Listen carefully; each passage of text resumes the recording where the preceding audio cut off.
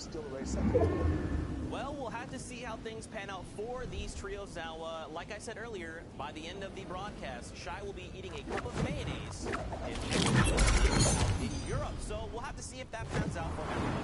Now, guys, we are going to be jumping into game number 2 of heat number 1 in Europe. We're going to be jumping right into all the action. And to do so, we've got Monster D-Face, Dr. Lupo. Just take it away. Zeke, thank you very much. Shai went on Twitter and made a bet and said if the 3 that we've all, I mean, we've seen him just absolutely destroyed thus far. If they do in fact win, then he will eat not a cup, an entire jar of mayonnaise on stream. And to be quite honest with you, I think that might be some of the best content that I've seen on the internet in quite a while. Now going into Europe here, like I said, game 2, it's already rolling right now. Monster, before we jump right into it, what do you think? How do you think things are going to play out today? I think my stomach hurts. I'm going to have to sit down and let this one kind of digest as we jump into these games. But let's go ahead and hop right in. It's Europe. They're trying to get to the grand finals. There's going to be a lot of action unfolding today, Dr. Lupo. Lo and behold, 95 players remaining. Only one trio in Hull has gone down. And we're jumping right into retail with the trio themselves, Benji, Mongrel, and Mitro. Honestly, some of the most dominant players in solos and duos, and now they're all trioed up. That's right. And crazy kitted already. A gold RPG. That's right literally what I want to do. Look at the inventory. Sets them up for success. You're looking at straight up legendary inventory. And the best of the best, what do they choose? Shield bubbles. Shield bubbles. One of the new, items introduced to Fortnite, and it's a great item, right? It's so versatile. So you're going to see shockwaves, you're going to see launch pads, campfires, and even with the recent adjustment to the loot, the way it's divvied out here in retail, it's still so promising. You're going to see the difference. And just look at the map on the side. Basically, no one around them to the test. It's wild to think. So I'm going to say it, and I'm pretty sure everyone is already thinking it, as we've seen them play over the course of the qualifiers for this event.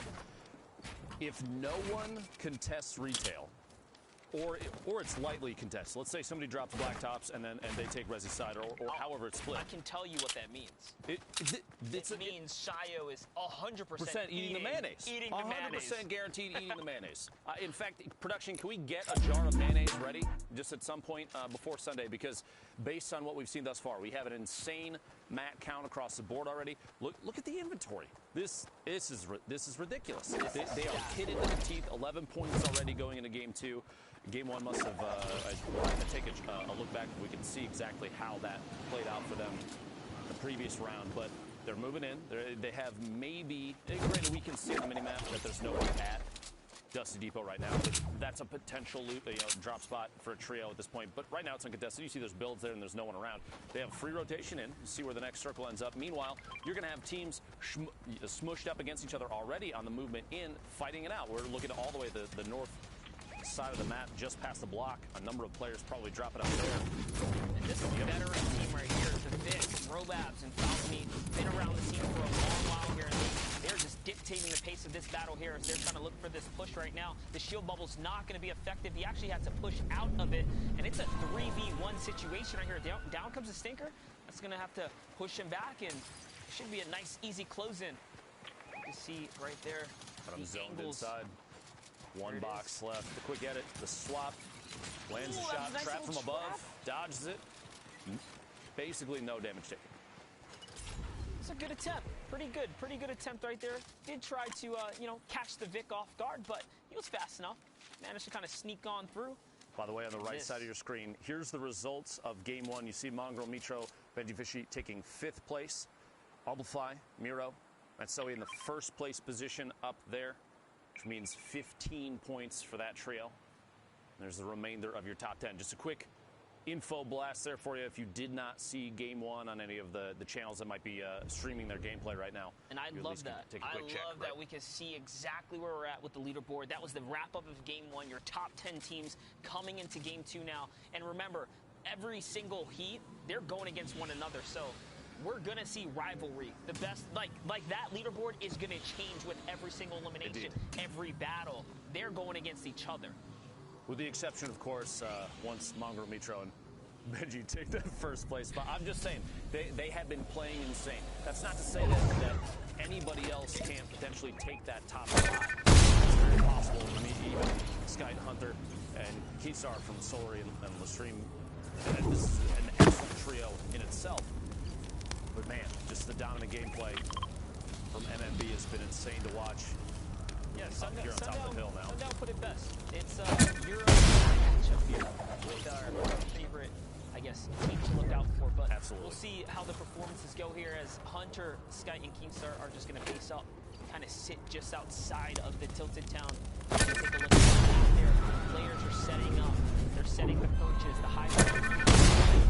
And that is how you can start to choke out squads that are rotating late here. Are going to hopefully, get a little bit of that RNG, right? Get that zone to fall in their favor, because otherwise they'd have to burn some valuable resource early on. I will say, over 10 seasons of Fortnite, this hill has been one of the most consistent high ground advantage spots to take, and even now you're looking down on Tilted Town where there's no building. You have essentially free shots on players that do for some reason choose or are forced to rotate through there. This spot is insanely good. You have clear line of sight on so many different locations, even on a high hill to the north, which is high ground elevation-wise. You still have a clear line of sight on the majority of what's up there. There's only a little nub at the top that can block line of sight of anybody that's moving on the north side of that hill. This trio, Skype, Keystar, Hunter, they're in a great spot going into the next circle. Absolutely. There's no reason either. As you said, they have a nice line of sight. And all those tags, those are crucial tags. The storm surge can affect anyone here, so you have to be proactive. You can't just sit around and be complacent with your positioning. You have to be actively seeking for damage if you don't want to get taken out by the storm surge. But we have another little engagement. Let's go down here. It looks like the Viv is currently turning his house inside out. And the team very Rotating forward just the southeast there, the gas station. Plus, you do have one more player, Zebo, Pleasant Park, going to rotate up on top, and I think now's the time to try and get a height advantage. You don't want anybody to apply too much pressure. Plus, they are further away from the zone. So the team from TCK, they are in a good spot to just try and stormhold this, if that's what it comes down to. You have 3 potential point pickups here. Eliminations, actually, pressure going in here. Trio used that shot and got up on top. I would expect pressure.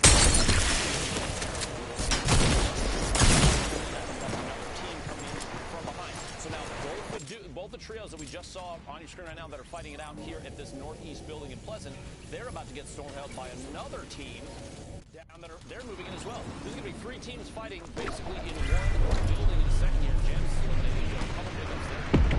3 eliminations now. Tons heroes. You have literally another team on top of them right now.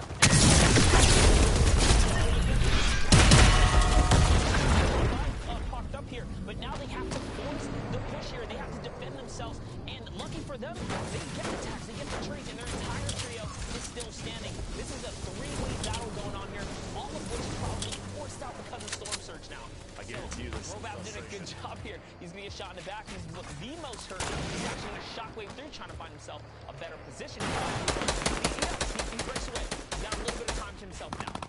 Good call there to try and rotate away. They are a little split at this point. Falconly's going to have to rotate back. Junior 7 Josh and Tom Wamo all stacked up next to each other right there in front of the garage, that building. I wonder if the campfire is going to be a clue for them. Spot to realize they might be low HP. Might be the time to push. They have a way to pressure. 5 shockwaves in the inventory of Robab. Rotation here in a minute is not going to be a problem. Shockwave to come in clutch. Might be time for it to line it up. In fact, they might even be marking it and say, hey, let's get ready to go. Indeed, that's what he was doing. There we go. Rotation all the way south. Look at that solid push ahead of the team that did apply pressure moments ago. They have the circle advantage, and now they are sitting in the forefront, able to stormhold. A big move there. Reckless push. They had the zone right here. They go outside the storm, the safety zone, just to try and force that fight, and then fail. You got to think the potential chance of taking damage from the storm. The storm surge might have been the reason to push. Not 100% sure. We didn't have the number on the screen at that moment, but you have to think throwing away a positional advantage the last second there, especially because you know the storm timer. The circle timer is on your screen, so they know that at some point, if they're going to push, they need to make it quick, or they just need to wait. They chose to move out there, and now they're on the outside. Meanwhile, 3 HP. The other team trio And so Amplify still up. This is the winners from game 1, by the way. They are. 25 points, a big lead going into game 2. This is what we like to call shambles loot right here. Mira with no heals, 3 HP in the dream. Amplify also equally hurt. They do have a couple of eliminations to their name here, but it's looking pretty dicey. Look on your mini-map. They have to rotate past so many teams, and they're sharing loot right now just to try and give everybody a chance. I almost say maybe Miro drop everything that he's got just in case. You know, any chance to boost up the other two. 3 HP is not the best it should be. And here we go. Matsoe pushing forward. 2 not yet on his tail. You see, you can watch him in just a second there. Appreciate it. So he shield on his team. So he says, you know what? I'm going to go out first. This is the building. He's leading here. Path to the next zone. I mean, he gets him a little bit closer to the safety spot. I think the play here is either catch a pick, get this siphon, or buy time, right? Hopefully a launch pad comes down. You guys get a little share time on it. They can get that way too. So very good signal for them being low HP there. Gets almost beamed into the ground, but now they know that they're basically free to rotate. The team that was potentially going to be a problem, big hit there, gets the elimination on Hunter, very valuable. Amplify does in fact go down. You see in the top left, Raxo takes him down, D-Mine. 23 trios in 61 players total. The threshold on the middle right, they're 343 damage above. But Miro still sitting on only 3 HP. The mini's going to be a big pickup there. 53 total. At least he gets him a little more health here, right? Puts him in the game, keeps him in the running just for a little longer. Now he has the option to pick up this blue pump, and he actually is going to opt into keeping the gold tack. That's actually a pleasant surprise there. Wouldn't have thought that, you know, the pros would take the slower pull-out time from the gold tack over the blue pump. You get a 200 damage hit with a blue pump. Can mean the difference between making it impossible and getting shot by somebody, maybe you cross inside your own box, somebody takes your wall. Situational awareness is big. It has to be extremely effective, and your accuracy has to be on. Man, when the thing hits, it really hits. Really got to appreciate this push right here because they're still fighting for this game right here.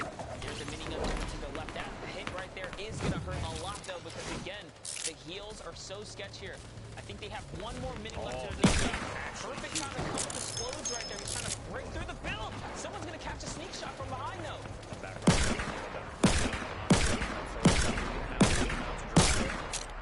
Other team making moves on the side. The safe zone. Current safe zone, you see the bottom right there of the main map. 5 damage below the threshold. Skype solo right now, looking for a tag. He does actually find it, and an elimination is a big point right there. 20 trios remaining to get close to placement points before too long. Just looking at the feed, I saw Mitro still in the running here somewhere in the game, so that trio, top 5 trio, still in the running here. I think our #1 team might have been completely wiped during that push right there. They cannot accumulate any more points, but they did pick up a lot of eliminations, so you best believe they're still in the top 10 as far as we know right now. But it's so early. It's still so early. There's a lot of opportunity here. We still have a number of games left. Camo, Hunter, covering the top. What's up? 6 block tower. Stinger to apply pressure. Power minigun. Love the EU tactics. You don't see too much minigun. Go down. Well, imagine that many rounds from a trio, all shooting at your single build and you're by yourself. It basically GG at that point. This team here is also just heavy on the elims right now. 7 plus for the squad right here, and they have to be in position to catch the picks. Anyone rotating from the backside. This is right. The heavy congestion is below them. They don't have anyone up here. To their left. It looks like it's time to get that focus fire on. Here comes the minigun. Attack right there. Sting to apply and make a move. Use those HP tags to pop up the 5 to see where you're